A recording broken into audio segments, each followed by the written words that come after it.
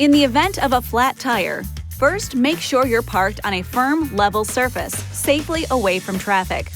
Avoid ice or slippery areas. Turn the hazard lights on, turn the ignition off, and set the parking brake. There should be no one in the vehicle.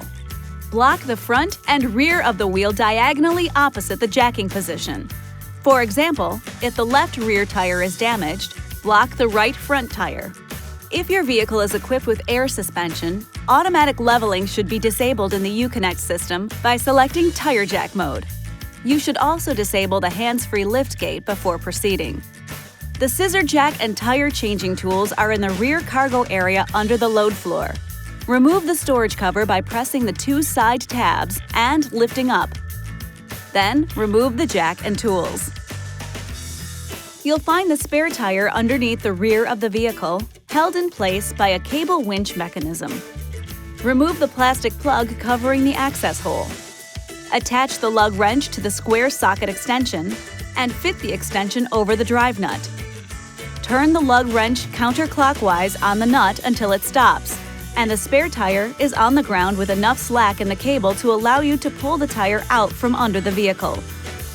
Pull the metal bracket toward you until you can rotate the bracket and feed it through the hole in the wheel.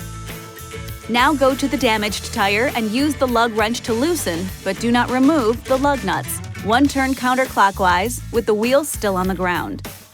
Triangular symbols on the sill molding indicate the front and rear jacking locations. To change a front tire, place the jack on the body flange just behind the front tire. To change one of the rear tires, place the jack in the slot on the rear tie-down bracket just forward of the rear tire. Do not raise the vehicle until you are sure the jack is fully engaged. To raise the vehicle, turn the jack screw clockwise with the lug wrench. Raise it until the tire just clears the surface with enough clearance to install the spare. Remember, minimum tire lift provides maximum stability. Okay, now go ahead and remove the lug nuts and wheel. Set the spare on the vehicle with the valve stem facing out. Damage can occur if the spare tire is mounted incorrectly. Reinstall the lug nuts and tighten them clockwise. Now, turn the jack handle counterclockwise to lower the vehicle and remove the jack. Next, tighten the lug nuts. Tighten each one twice in alternating fashion. Apply maximum effort for this final tightening of the lug nuts. It's always a good idea to have the tightness checked with a torque wrench by an authorized dealer or at a service station.